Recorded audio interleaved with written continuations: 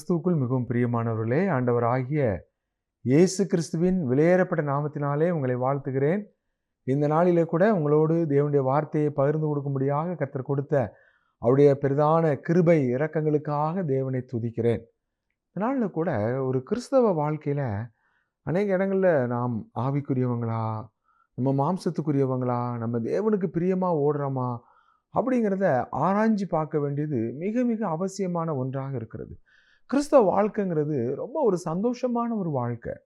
அது ஏதோ தேவனுடைய சமூகத்தில் இருக்கிற நேரம் மாத்திரம் இல்லை, அல்லது ஆராதனையில் எல்லாரோடும் சேர்ந்து கர்த்தரை ஆராதிக்கிற நேரம்தான் சந்தோஷமான நேரம், மற்ற நேரம் ஏன் துக்கமாக இருக்குது அப்படின்னு நம்ம யோசிக்க வேண்டியதில்லை.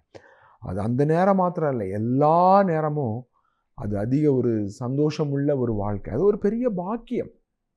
என்ன பதர் இப்படி சொல்கிறீங்க, நிறைய நேரம் பார்த்தா ஒரே கஷ்டமாக இருக்குது, ரொம்ப துன்பமாக இருக்குது, ரொம்ப உபத்திரவமாக இருக்குது, பாடுகளாக இருக்குது, நினச்சபடி எல்லாமே காரியம் நடக்க மாட்டேங்குது, எல்லாம் நேர் எதிராகவே நடக்குது, எப்படி சந்தோஷமாக இருக்கிறது, ரொம்ப துக்கமாக தான் இருக்குது அப்படின்னு சொல்லி ஒருவேளை நீங்கள் இந்த நேரத்தில் நீங்கள் சிந்திச்சிட்டு இருப்பீங்கன்னு சொன்னால், நாம் தெசலோனிக்கே சபையை இந்த நாளில் நம்ம தியானிக்க போகிறோம். தெசலோனிக்கே சபையை குறித்து பவுல் 2 நிருபங்கள் எழுதினார். முதல் 1 தெசலோனிக்கேயர், 2 தெசலோனிக்கேயர்.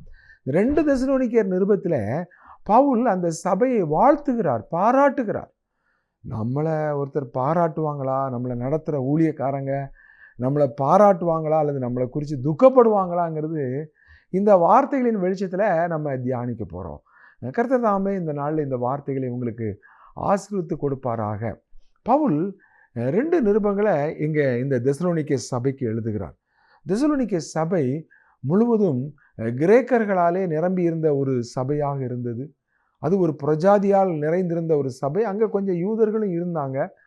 ஆனால் ஆண்டவரை அறியாத புறஜாதிகள் மத்தியில் அப்போஸ்தலனாகிய பவுலுடைய சுவிசேஷ ஊழியத்தின் மூலமாக அநேகர் ஆண்டவரை ஏற்றுக்கொண்டாங்க. இந்த சபை ஒரு சவாலான ஒரு சபையாக, சாட்சியுள்ள ஒரு சபையாக, அப்போஸ்தலனாகிய பவுல் சந்தோஷப்படுகிற, பாராட்டுகிற ஒரு நல்ல ஒரு சபையாக இந்த தெசலோனிக்கே சபை காணப்பட்டதுன்னு சொல்லி பார்க்குறோம். 1 தெசலோனிக்கே நிருபத்தை அவர் ஏன் எழுதுறார் அப்படின்னு பார்த்தா, ஆண்டவராக இயேசு கிறிஸ்துவினுடைய வருகையை குறித்து எழுதுறார். நீங்கள் பயப்படாதீங்க, மரித்து போனவங்களை குறித்து துக்கப்படாதீங்க, கர்த்தர் சீக்கிரம் வருவார். கர்த்தருடைய வருகையை விசுவாசிகள் உற்சாகமாக இருக்கணும்னு சொல்லி அவர்களை உற்சாகப்படுத்துவதற்காக எழுதினார். பாருங்க, சில வேளைகளில் சில வசனங்கள் எப்படி சிலரால் தவறாக புரிந்து கொள்ளப்படுகிறதோ, அதை போல இந்த தெசலோனிக்கே சபை விசுவாசிகளும் ஆண்டவருடைய வருகை சமீபம் 5ஆம் அதிகாரத்தில் சொல்கிறார். 1 தெசலோனிக்கேயர் 5ஆம் அதிகாரத்தில் கர்த்தருடைய நாள் இரவில் திருடன் வருகிற விதமாக இருக்கும். அப்போ உடனே ஆண்டவர் சீக்கிரம் வந்துடுவார், எதிர்பாராத விதமாக வந்துடுவார் என்று சொல்லி கொண்டு சிலர் என்ன செஞ்சுட்டாங்க, எந்த ஒரு வேலையும் செய்யலை, வாசல்லே உட்காந்துட்டு அண்ணாந்து பார்த்துட்டு ஆண்டவர் வருவார், ஏங்க ஏதாவது வேலைக்கு போங்க, எதுக்கு வேலைக்கு போகணும், ஆண்டவர் வந்துடுவார் என்று சொல்லி நிர்விசாரமான ஒரு ஜீவியத்துக்கு அவங்க கடந்து போகிறாங்க. ஒரு தேவனுடைய சத்தியம் எதற்காக நமக்கு போதிக்கப்படுகிறது என்றால், நாம் சோம்பல் உள்ளவர்களாக அல்ல, தேவனுக்காக அனல் உள்ளவர்களாக வைராக்கியமாக செயல்படுவதற்கு தான் தேவனுடைய சத்தியங்கள் நமக்கு போதிக்கப்படுது. அந்த சத்தியங்களை எடுத்துக்கொண்டு நாம் தவறாக புரிந்து கொண்டு தர்க்கங்களுக்கும் நோய்களுக்கும் அவிசுவாசங்களுக்கும் நேராக நம்ம போயிடக்கூடாது. விசுவாசமாக இருக்கிறேன், எந்த வேலைக்கும் போக மாட்டேன் என்று சொல்லி கொண்டு சிலர் காணப்பட்டாங்க. அப்படியான விசுவாசிகளை எச்சரிக்கும்படி அவரவர்கள் தங்கள் சொந்த வேலைகளை செய்து தங்கள் சொந்த சாப்பாட்டை சாப்பிடணும், யாராவது நமக்கு சாப்பாடு கொடுக்க மாட்டாங்களான்னு சொல்லி வீடு வீடாக அலையக்கூடாதுன்னு சொல்லி அவர்களை எச்சரிக்கும் வண்ணமாக, உனக்கு வேலை செய்ய விருப்பம் இல்லையா, நீ சாப்பிடாதன்னு சொல்லி அவர்களை பவுல் கண்டிக்கிறதற்கு இந்த 2ஆம் நிருபத்தை எழுதுகிறார். அந்தி கிறிஸ்துவ குறித்து மிக தெளிவாக சொல்லப்படுகிற ஒரு வேத பகுதியாக இந்த 2 தெசலோனிக்கேயர் காணப்படுகிறது. இந்த 2 தெசலோனிக்கேயரில் பவுல் அந்த தெசலோனிக்கே சபை விசுவாசிகளை ரொம்ப பாராட்டுறார். அதிக ஒரு உபத்திரவங்கள் பாடுகள் வழியாக கடந்து போகும் பொழுது பவுல் இந்த கடிதங்களை எழுதுகிறாரு. தான் போக வேண்டும் என்று இந்த சபைக்கு பிரயாசப்படுறார், அவரால் போக முடியல, சாத்தானோ எங்களை தடை பண்ணினான் என்று சொல்லி 1 தெசலோனிக்கேயரில் எழுதுகிறார். அவரால் போக முடியல. அப்போ இப்படிப்பட்ட இந்த சூழ்நிலையில் அவர் தீமோத்தேயுவை அனுப்புகிறார். ஏனென்றால் சபை ரொம்ப துன்பங்கள் வழியாக, உபத்திரங்கள் வழியாக, அரசாங்கத்தின் மூலமாக அதிகமான எதிர்ப்புகள், ரோம அரசாங்கம் தான் அங்கே ஆளுகை செய்து கொண்டிருக்கிறது. ஆகவே கிறிஸ்தவர்களுக்கு அதிகமான எதிர்ப்புகள். அந்த எதிர்ப்புகளுக்கு மத்தியில் இவங்கெல்லாம் நிற்கிறாங்களா, சோர்ந்து போயிட்டாங்களா, விசுவாசத்தை மறுதளிச்சிட்டாங்களான்னு சொல்லி அவர்களை குறித்து அறிந்து கொள்ளும்படியாக பவுல் யார் அனுப்பினார்னா தீமோத்தேயுவை அனுப்பினார். எங்களுடைய வேலை வீணாய் போகத்தக்கதாக சோதனைக்காரன் உங்களை சோதனைக்கு உட்படுத்தினது உண்டோ என்று அறியும்படிக்கு தீமோத்தேயுவை அனுப்பினேன் என்று 1 தெசலோனிக்கேயர் 3ஆம் அதிகாரத்தில் பவுல் எழுதுறார். தீமோத்தேயு போயிட்டு திரும்பி ரிட்டர்ன் வர்றாரு. பார்த்துட்டு சொல்றாரு, சூப்பராக இருக்காங்க, அங்கே இருக்கிற எல்லாம் நல்ல விசுவாசத்தில் இருக்கிறாங்க, உற்சாகமாக இருக்கிறாங்க, உபத்திரவங்கள்ல அவங்க தைரியமாக இருக்கிறாங்க, பொறுமையாக இருக்காங்க, சந்தோஷமாக இருக்காங்க, தேவனுக்காக அதிக ஒரு வைராக்கியமாக ஓடிக்கிட்டு இருக்கிறாங்க. இந்த வார்த்தைகளை கேட்ட உடனே தன்னுடைய வாழ்க்கையில் எவ்வளோ கஷ்டம், தன்னுடைய வாழ்க்கையில் எவ்வளோ பிரச்சனை, ஆனாலும் பவுல் அந்த நல்ல செய்தி பவுலை பலப்படுத்தினது.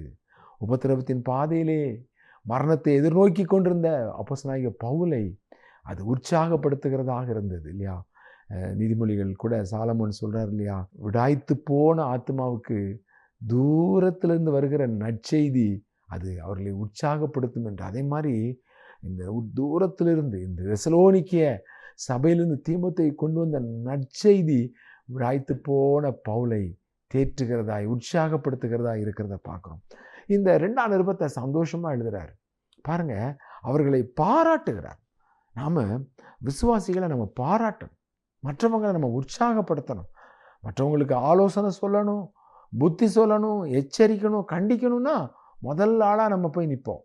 நல்லது தாங்க, அது ரொம்ப நல்லது. முகத்துக்கு முன்பாக நீங்கள் அந்த ஊழியத்தை செய்வீங்கன்னா உண்மையிலே நீங்கள் ரொம்ப கிருபை பெற்றவங்க.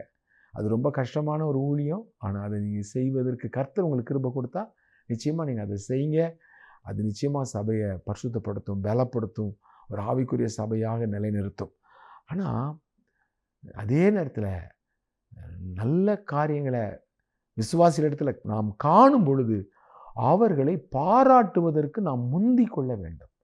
அதைத்தான் இந்த 2 தெசலோனிக்கேயர் 1ஆம் அதிகாரத்தில் 3ஆம் வசனத்தில் இருந்து நம்ம பார்க்குறோம். பவுல் சொல்கிறார் பாருங்க, என்ன சொல்கிறாரு? 2 தெசலோனிக்கேயர் அதிகாரம் 1 வசனம் 3. சகோதரரே, நாங்கள் எப்பொழுதும் உங்களுக்காக தேவனை ஸ்தோத்திரிக்க கடனாளிகளாய் இருக்கிறோம். உங்கள் விசுவாசம் மிகவும் பெருகிறபடியினாலும் நீங்கள் எல்லாரும் ஒருவரில் ஒருவர் வைத்திருக்கிற அன்பு அதிகரிக்கிறபடியினாலும் அப்படி செய்கிறது தகுதியாக இருக்கிறது. பவுல் இந்த சபைக்கு எழுதும் பொழுதே முதல்ல என்ன எழுதுறார்? உங்களெல்லாம் நினைச்சு ஸ்தோத்திரம் பண்ணுறதுக்கு நாங்கள் கடனாளிகள். என்ன கடன்? இவங்களை நினச்சி நன்றி ஆண்டவரே நன்றி ஆண்டவர்ன்னு சொல்லி ஆண்டவருக்கு துதி ஸ்தோத்திரங்களை ஏறெடுப்பதற்கு கடனாளிகள். விசுவாசிகளை குறித்து ஆண்டவரிடத்தில் துதி ஸ்தோத்திரங்களை ஏறெடுக்கிற ஒரு ஊழியர்களாக தேவன் ஒவ்வொரு ஊழியர்களையும் நிலைநிறுத்தணும். பவுல் அப்படி தான் அங்கே காணப்படுறார். அன்றைக்கி சில ஊழியர்களிடத்தில் பேசும்பொழுது அவங்க ரொம்ப வேதனைப்படுறாங்க, விசுவாசிகள் படுத்துகிற பாடு பெரும்பாடாக இருக்குதுன்னு சொல்லி. ஆனால் இந்த பவுல் தெசலோனிக்கே சபை விசுவாசிகளை குறித்து அவர் தேவனை துதிக்கிறதுக்கு எதுவாக இருந்தார். 2 காரியம் சொல்கிறார் இந்த வசனத்தில். என்ன சொல்கிறார்? முதலாவது, உங்கள் விசுவாசம் பெருகுகிற விசுவாசம். 2வது, ஒருத்தர் மேலே வச்சிருக்கிற அன்பு நாளுக்கு நாள் அதிகரித்து கொண்டு போகிறது. இந்த நாட்களில் கூட ஆண்டுடைய கிருபைக்கு நேராக நம்ம திரும்புவோமாக. சபையில் அன்பு குறைந்து போகிற ஒரு காலத்தை பார்க்குறோம். ஆண்டவர் இயேசு கிறிஸ்து கூட அவருடைய வருகையினுடைய கடைசி காலத்தை குறித்து சொல்லும் பொழுது ஒருவரை ஒருவர் பகைப்பார்கள், ஒருவரை ஒருவர் காட்டி கொடுப்பார்கள், அநேகருடைய அன்பு தணிந்து போகும். இப்படிப்பட்ட ஒரு காலத்திலே வாழ்ந்து கொண்டிருக்கிறோம். ஆக தெசலோனிக்கே சபை ஒரு சவாலான ஒரு சபையாக இருக்குது. இன்றைக்கி நம்ம புதுசாக பார்க்கும்போது அவங்கள நேசிக்கிறது ரொம்ப எளிது. ஆனால் நம் சபைக்குள்ளே நாட்கள் செல்ல செல்ல ஒருத்தரை குறித்த ஒருத்தர் பாதிப்புகள் வருத்தங்கள் வரும் பொழுது அவங்களுடைய பலவீனங்களை நாம் பார்க்கும்போது நாம் அவர்கள் மேல் உள்ள அன்பு குறைந்து போகக்கூடிய ஒரு பெரிய ஒரு ஆபத்து இருக்கிறது. ஆனால் இந்த தெசலோனிக்கே சபை அன்பிலே குறைந்து போகாதபடி அன்பிலே வளருகிற ஒரு சபையாக, அவர்கள் அன்பிலே அதிகரிக்கிற ஒரு சபையாக இருந்தாங்க. இது ஆண்டவராக இயேசு கிறிஸ்துவினுடைய நல்ல முன்மாதிரி. ஆண்டவராக இயேசு கிறிஸ்துவை நாம் முற்று பார்க்கும்போது யூதாஸ் காரியத்தை குறித்து பார்க்கும்போது அவரை சிநேகிதனேங்கிறார். எப்போ? காட்டி கொடுத்து அந்த ஒரு சந்தர்ப்பத்தில் கூட காட்டி கொடுக்குறவனேன்னு சொல்லலை, துரோகின்னு சொல்லலை. ஆனால் மத்தேயு, மார்க்கு, லூக்கா இந்த நிருபங்களெல்லாம் இந்த சுவிசேஷங்களை நம்ம வாசிக்கும்போது சீசருடைய பட்டியலில் நீங்கள் மத்தேயு 10ஆம் அதிகாரத்தை பார்த்தீங்கன்னா அவரை காட்டி கொடுத்த யூதாஸ் காரியோத். நான் மார்க் 3ஆம் அதிகாரத்தில் பார்த்தேன்னா அவரை காட்டி கொடுத்த யூதாஸ் காரியோத். ஒருத்தருடைய குறைவுகள் தான் நமக்கு ரொம்ப முன்ன நிற்கும். ஆனால் கிறிஸ்து மொத்தத்தினால என்னை காட்டி கொடுக்குறாயின்னு சொல்கிறதுக்கு பதிலாக அவர் சிநேகிதன்னு சொல்லிட்டு சொல்கிறாரு. ஸோ அன்பு எங்கே நம்ம கற்றுக்கொள்ள முடியும்? கிறிஸ்துவனிடத்தில் தான் கற்றுக்கொள்ள முடியும். அப்போது நமக்கு அருளப்பட்ட பரிசுத்த ஆவியினாலே தேவ அன்பு நம்முடைய இருதயங்களில் ஊற்றப்பட்டிருக்கிறது. ரோமர் 5:5 அப்படி வாசிக்கிறோம். அப்போ தேவ அன்பு நம்முடைய இருதயங்களில் வெளியே வரணும்னா ஆவியானவர் நம் மூலமாக செயல்படணும். ஆவியானவருடைய ஜீவன் நம் மூலமாக வழிந்து ஓடணும். ஆவியானுடைய வல்லமை நம் மூலமாக வழிந்து ஓடணும். அப்போதான் அந்த தெய்வீக அன்பை வெளிப்படுத்த முடியும். நம்முடைய சுயம், நம்முடைய மாம்சம் வெளிப்படுறதா இருந்தால் அந்த தெய்வீக அன்பை வெளிப்படுத்த முடியாமல் நாம் கோபத்தை, எரிச்சலை அல்லது அவங்கள முறுமுறுக்கிற, குறை சொல்லுகிற ஒரு இதைத்தான் நம்ம வெளிப்படுத்துகிறோம். பிரியமானவர்களே, அன்பை நாம் தெசலோனிக்கே சபையிலே கற்றுக்கொள்கிறோம். ஒருவர் மேல் வைக்கிற அன்பு சபைக்குள்ளே நாளுக்கு நாள் அதிகரிப்பதற்கு இவர்கள் அதிக ஒரு முன்மாதிரியாக இருக்கிறார்கள். அடுத்து இந்த 2 தெசலோனிக்கேயர் 1ஆம் அதிகாரத்தில் 4ஆம் வசனத்தில் பார்த்தோன்னா இன்னும் 2 காரியங்களை பவுல் அவர்களிடத்தில் பாராட்டுகிறார். இது என்னெல்லாம் பாருங்கள், வாசிக்கலாம். நீங்கள் சகிக்கிற சகல துன்பங்களிலும் உபத்திரவங்களிலும் பொறுமையையும் விசுவாசத்தையும் காண்பிக்கிறது நிமித்தம் உங்களை குறித்து நாங்கள் தேவனுடைய சபைகளில் மேன்மை பாராட்டுகிறோம். அப்போஸ்தலனாகிய பவுல் இந்த தெசலோனிக்கே சபையை குறித்து அடுத்து அவர் பாராட்டுற ஒரு முக்கியமான காரியம் என்ன அப்படின்னா, அவர்கள் ஒரு எளிதான ஒரு ஜீவியம் செய்யலை. அந்த நாட்களிலே ஆண்டவரை ஏற்றுக்கொண்டு தேவன்தான் ராஜா என்று தேவனை ஆராதிப்பது ஒரு பெரிய ஒரு சவாலான காரியமாக இருந்தது. அங்கே கிரேக்கர்கள் அதிகமாக இருக்கிற அந்த இடத்துல ரோம அரசாங்கம் ஆளுகை செய்து கொண்டிருக்கிற இடத்துல அங்கே ரோமர்கள் தான் தங்களுடைய சீசரை தான் ஆராதிக்கணும்னு சொல்லிக்கிட்டு இருக்கிறாங்க. இப்படி தேவன் எங்களுடைய ராஜா, அவர் தான் எங்களுடைய ராஜாதி ராஜான்னு சொல்லும் பொழுது இவர்கள் வேற ஏதோ ஒரு புரட்சி பண்ணுகிறார்கள் என்கின்றதான ஒரு எண்ணம் அந்த நாட்களில் வாழ்ந்த கிறிஸ்தவர்கள் மேலே அரசாங்கத்துக்கு உண்டானது. ஆகவே அவர்கள் வேறொரு ராஜாவுக்கு, வேறொரு ராஜ்யத்துக்காக செயல்படுகிறவர்கள் என்று சொல்லி அதிகமாய் அவர்கள் நெருக்கங்களை, உபத்திரவங்களை, துன்பங்களை அங்கே ஆளுகை செய்கிற ரோம அரசாங்கத்திலிருந்து சந்திக்க வேண்டியதாக இருந்தது. ஸோ அந்த உபத்திரவங்களில், அந்த துன்பங்களில் இவர்களிடத்தில் காணப்பட்ட 2 காரியங்களை பவுல் இங்கே பாராட்டுகிறார். ஒன்று பொறுமை, இன்னொன்று விசுவாசம். கிறிஸ்தவ வாழ்க்கையில் எல்லாமே நமக்கு எந்த பிரச்சனையும் வரக்கூடாது, எல்லாம் ஈஸி கோயிங்காக இருக்கணும் அப்படின்னு சொல்லி தான் நம்ம இயல்பாக நம்முடைய மனசு மாம்சமும் விரும்புது. ஆனால் நடைமுறை அது அல்ல. அப்போஸ்தலனாகிய பவுல்கிட்ட கேட்டிங்கன்னா அவர் சொல்வார். ரோமருக்கு நிருபத்தில் 5ஆம் அதிகாரம் 3-4 வசனங்களில் பவுல்கிட்ட போய் நீங்கள் உபத்திரவத்தை பற்றி என்ன நினைக்கிறீங்க அப்படின்னா 4ஆம் வசனத்தில் சொல்கிறாரு. ரோமர் 5ஆம் அதிகாரம் 4ஆம் வசனம், உபத்திரவங்களிலேயும் மேன்மை பாராட்டுகிறோம். ஒருத்தர் கார் வாங்கினா மேன்மை பாராட்டுவார். நான் BMW கார் வாங்கிட்டேன், பெரிய பங்களா கட்டிட்டேன், எனக்கு ஒரு கவர்மெண்ட் ஜாப் கிடச்சிருச்சு. மேன்மை பாராட்டுறதுக்கு இந்த உலகத்தில் நிறைய காரியங்கள் இருக்குது. பவுல் அப்போஸ்தலன்ட்ட போய் என்னங்க நீங்கள் மேன்மை பாராட்டுறீங்கன்னா, எங்களுக்கு ஆண்டவர் நிமித்தம் உபத்திரம் வந்திருக்குதுங்க அப்படின்னு சொல்லி அதை உபத்திரவங்களின் நிமித்தம் நாங்கள் மேன்மை பாராட்டுறோங்கிறாரு. அப்போ என்னடா இது, கிறிஸ்தவ வாழ்க்கையில் உபத்திரவம் ரொம்ப ஒரு பெரிய ஆசீர்வாதமா, உபத்திரவம் மிகப்பெரிய ஒரு நன்மையா அப்படின்னா பவுல் சொல்கிறார், ஆமாம். ஏன்னா கிறிஸ்தவ வாழ்க்கையில் நமக்கு வருகிற இந்த துன்பங்கள், உபத்திரவங்கள் நமக்கு எதுக்கு நேராக நடத்துதான் 3ஆம் வசனத்தில் நம்ம பார்க்குறோம். ரோமர் 5ஆம் அதிகாரம் 3ஆம் வசனம், அது மாத்திரமல்ல, உபத்திரவம் பொறுமையையும், பொறுமை பரீட்சையையும், பரீட்சை நம்பிக்கையும் உண்டாக்குகிறது என்று நாங்கள் அறிந்து உபத்திரவங்களிலேயும் மேன்மை பாராட்டுகிறோம். அநேகருடைய பிரச்சனை என்ன தெரியுமா, நான் ரொம்ப பொறுமையாக இருக்கணும்னு நினைக்கிறேன் பிரதர், ஆனால் இப்போ சூழ்நிலை வரும்பொழுது என்னால் பொறுமையாக இருக்க முடியலையே, ரொம்ப கோபம் வந்துடுது, எரிச்சல் வந்துடுது, கண்ணா பின்னான்னு திட்டிடுறேன், என்ன பேசுகிறேன்னே என்னால் கண்ட்ரோல் பண்ண முடியல, பேசி முடிச்சதுக்கப்புறம் ரொம்ப கஷ்டமாக இருக்குது, எனக்கு பொறுமைக்காக ஜெபம் பண்ணுங்கன்னு சொல்லி அநேகர் சொல்லுவாங்க. உங்களுக்காக பொறுமை வேணும்னு ஜெபம் பண்ணிங்கன்னா அந்த ஜெபத்தை கேட்டு உங்களுக்கு எதை அனுப்புவார்னா பொறுமையை அனுப்ப மாட்டார், உபத்திரவத்தை தான் அனுப்புவார். உபத்திரவம் தான் கிறிஸ்தவ வாழ்க்கையில் பொறுமையை கொண்டு வரும் என்று சொல்லப்பட்டிருக்கிறது. பவுல் சொல்றாரு, உபத்திரவங்கள் பொறுமையை கொண்டு வரும்.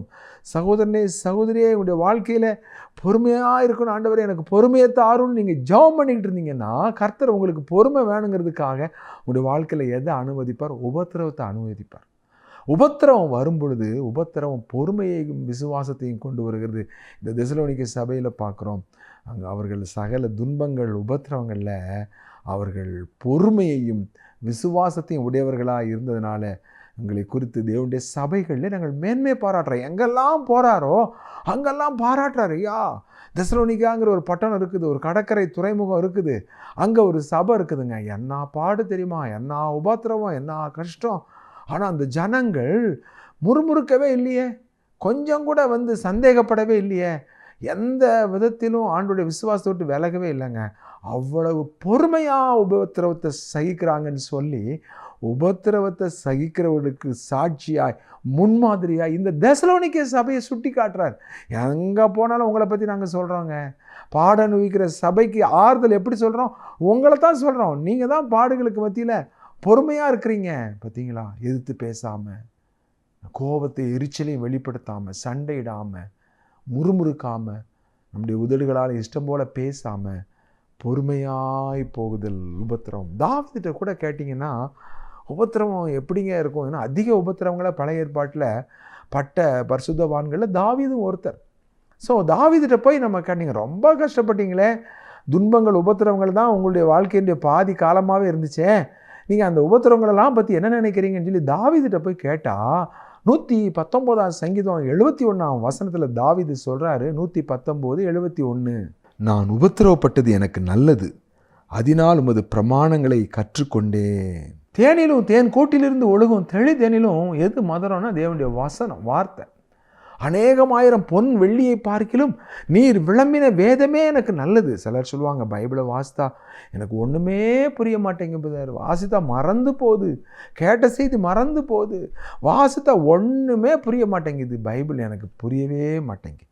ஆண்டவரே, எனக்கு பைபிள் புரியணும்னு சொல்லி நீங்கள் கேட்டிங்கன்னா கர்த்தர் எதை உங்களுக்கு அனுப்புவார் தெரியுமா? உபத்திரவத்தை தான் அனுப்புவார்.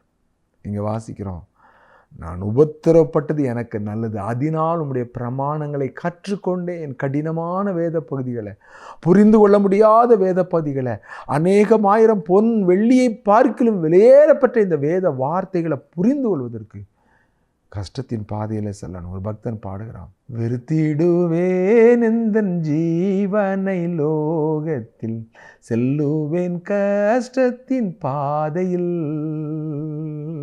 வெறுத்திடுவேன் எந்தன் ஜீவனை லோகத்தில், செல்லுவேன் கஷ்டத்தின் பாதையில், மாயை மாயையே லோகத்தின் இன்பமே, மாயை மாயையே லோகத்தின் இன்பமே, வாடாமுடி சூட ஏகுவேன், வாடாமுடி சூட ஏகுவேன். அப்போ நம்முடைய வாழ்க்கையில் இந்த உலகத்தை வெறுக்கிறதுக்கும், நாம் தேவனுடைய சத்தியங்களை, வேத பிரமாணங்களை, வேத கற்பனைகளை கற்றுக்கொள்வதற்கும் உபத்திரவங்கள் வழியாக செல்லணும்னு தாவீது சொல்கிறாருங்க.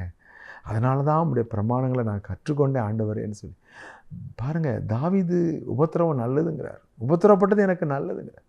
பவுல் சொல்கிறார், உபத்திரவங்களை நாங்கள் மேன்மை பாராட்டுறோம். நாம் என்னங்க சொல்கிறோம்? உபத்திரம் வரும் பொழுது சந்தோஷமாக ஏற்றுக்கொள்கிறோமா, அல்லது உபத்திரம் வரும் பொழுது ஏன் ஆண்டவரே எனக்கு மட்டும் ஏன் இவ்வளோ கஷ்டம், எனக்கு ஏன் இவ்வளோ பிரச்சனை, நான் தான் இவ்வளோ கஷ்டப்படுறேன், எல்லாரும் நல்லா இருக்கிறாங்களே, யாருக்கும் எந்த பிரச்சனையும் இல்லையே, எனக்கு தானே இவ்வளோ பிரச்சனைன்னு சொல்லிட்டு நீங்கள் அங்கலாய்க்கிறீங்களா, கவலைப்படுறீங்களா, கலங்குறீங்களா? கர்த்தர் உங்களுக்கு பொறுமையையும் தேவனுடைய சத்தியங்களை கற்றுக்கொள்வதற்கும் உபத்திரவத்தின் பாதையில் உங்களை அனுப்புகிறது. அங்கே ஆண்டு சொல்ல, உன்னை உபத்திரவத்தின் குகையில் தான் தெரிந்து கொண்டேன். அப்போது இந்த தெசலோனிக்கே சபை உபத்திரவங்களில் பொறுமை உள்ள சபையாக இருந்தது, விசுவாசத்தில் அது உறுதிப்பட்ட ஒரு சபையாக இருந்துச்சு. தொடர்ந்து இந்த தெசலோனிக்கே சபையில் அந்த உபத்திரவங்கள், துன்பங்களை குறித்து பவுல் இன்னும் தெளிவாக சொல்கிறார் பாருங்கள். வாசிக்கலாம். 2 தெசலோனிக்கேயர் 1:5, நீங்கள் தேவனுடைய ராஜ்யத்து நிமித்தம் பாடு அனுபவிக்கிறவர்களாக இருக்க அந்த ராஜ்யத்திற்கு நீங்கள் பாத்திரர் என்று எண்ணப்படும்படிக்கு தேவன் நியாயமான தீர்ப்பு செய்கிறவர் என்பதற்கு அதுவே அத்தாட்சியாக இருக்கிறது.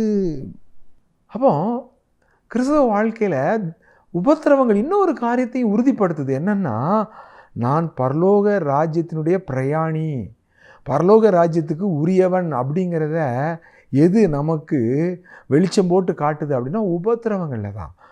ஒரு பாடு வரும் பொழுது, உபத்திரம் வரும் பொழுது கர்த்தரை சந்தேகப்படாமல், மறுதளிக்காமல், பொறுமையாகவும் விசுவாசமாகவும் ஒரு விசுவாசி நின்னா தான் அவங்க ரட்சிப்பு, உண்மையான ரட்சிப்பு, அவங்க பரலோகத்தின் பாதையில் போயிட்டுருக்குறாங்கன்னு அர்த்தம்.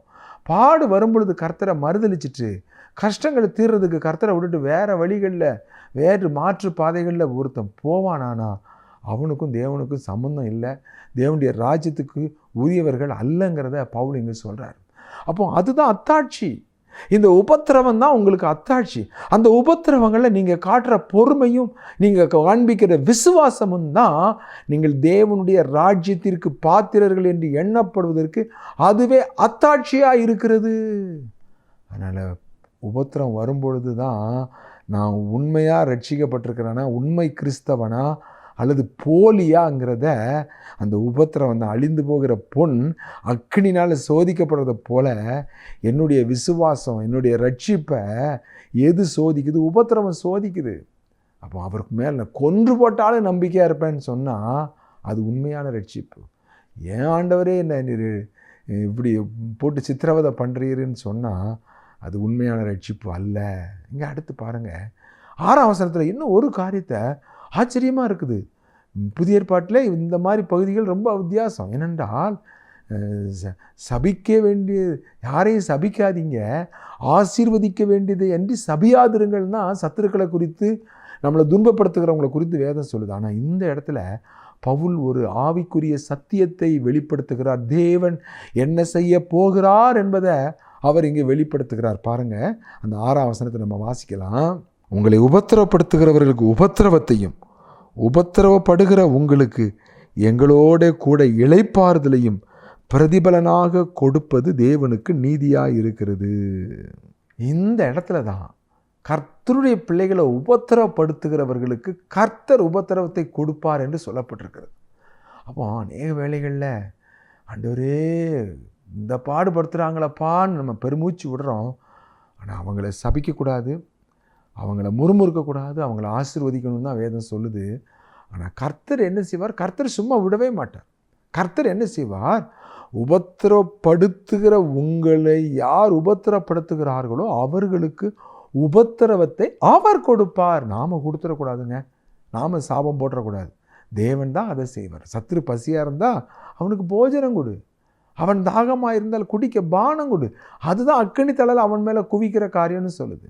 ஆனால் கர்த்தர் சும்மா விடவே மாட்டார். எப்படி ஒரு கலசம் தண்ணீர் கொடுத்தா கூட அவர்களுக்கு அதற்கான ஆசீர்வாதத்தை கொடுப்பேன்னு சொல்கிறாரோ, அதே போல் உங்களுக்கு உபத்திரத்தை கொடுக்கிறவங்களுக்கு உபத்திரத்தை கொடுக்கிறது தேவனுடைய சுபாவம். அவர் விடவே மாட்டார்.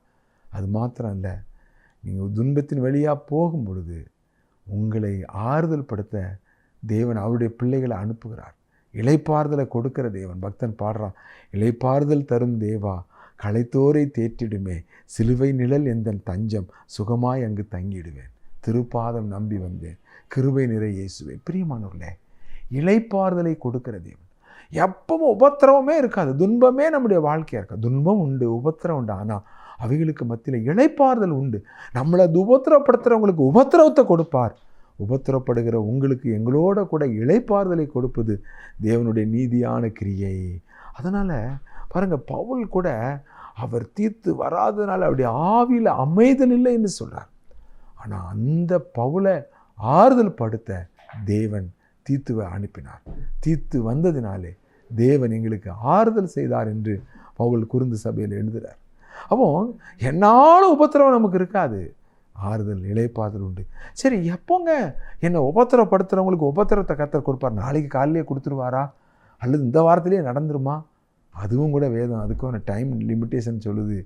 எப்போன்னா நம்ம பின்னால் 7-8 வசனங்களை வாசிக்கும்போது கர்த்தர் அவருடைய தூதர்களோடு வரும் பொழுது ஆண்டவர் அவர்களுக்கு உபத்திரவத்தை கொடுப்பார்னு சொல்லப்பட்டிருக்கு.